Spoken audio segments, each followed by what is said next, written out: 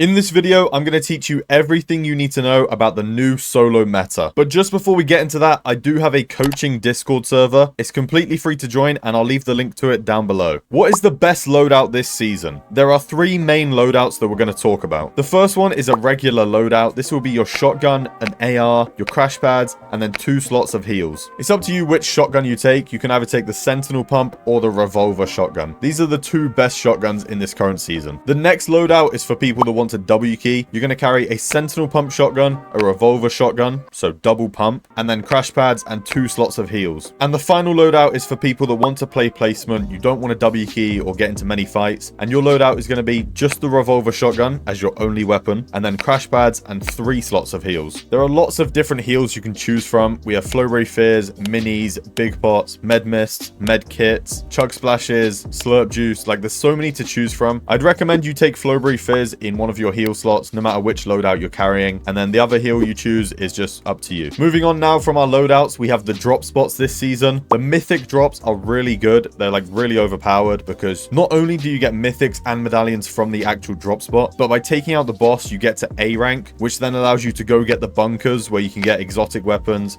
you can get gold to buy things from the black market. It's just really overpowered. If you land at Demon's Debris, you'll find the jump coin. I think this is the best medallion this season, especially for solos. The second best medallion is at the Hive. This is like the sprinting and sliding coin. And then at Ranger's Ruin, you will find the shield coin. This one isn't really worth it compared to the other ones. And the mythic at Ranger's Ruin isn't really worth carrying either. So if you want to land a mythic drop spot, definitely go for Demon's Debris or the Hive. Now let's talk about how to actually play the meta. You don't have to land at a POI. I know I was just talking about the mythic drops being really broken. You can land at a normal POI. You can land at a split. Just make sure you have 10 or more chests at your drop spot, and that should be good enough. So once you get loot, you get stacked. I just want you guys to go sit in a box and wait for endgame. Solos is mostly about patience and just not making mistakes. If you can get a good loadout, get cap mats, and just go wait for the endgame, as long as it's not a stacked lobby with Surge, then just go do that. Of course, if you need Surge, then you'll have to play a little bit differently, but most of the time in solos, you just want to sit in a box and wait for endgame. Try and avoid fights and getting W keyed and stuff. Just chill, wait for the endgame, because that is where all the points are. If you haven't found any crash pads, then you can head over to any of these black markets here and buy 3 crash pads for 50 gold. Also, when you get to B rank, the supply crate that comes down from the sky, this will also drop you 3 crash pads every single time. So if you pair those two things up, the supply crate and the black market, then you can guarantee that you're going to get 6 crash pads every game. Another thing this season is you can easily play Storm and then rotate in later with the super pads. Now, the benefit of playing Storm is, of course, to avoid being W keyed. There's way less players out in the Storm, so you have like peace of mind. You can just roam around freely, you can farm up, you can loot, you can rotate, and you don't really have to worry too much about being W keyed. And then once you're happy to rotate into the zone, you just pop some fizz, jump on a super pad, and then you can fly like 1,000 meters to the next zone. Now, in the end game, height is very grief this season because of the crash pads. It's so easy for people just to crash pad, go straight up, and start fighting for high ground. So if you want to play height, I'd recommend you take it after the 10th zone and try and stay quite high up so no one can crash pad onto your head. If you go for height any earlier than like 10th or 11th zone, then there's going to be so many people coming up trying to grief you and fight you for it, and you're just going to grief your own game by going up there too early. So that is it for the solo meta. Thank you guys so much for watching until the end of the video. If you're interested in a private one-to-one coaching session with me, then you can check out the first link down in the description.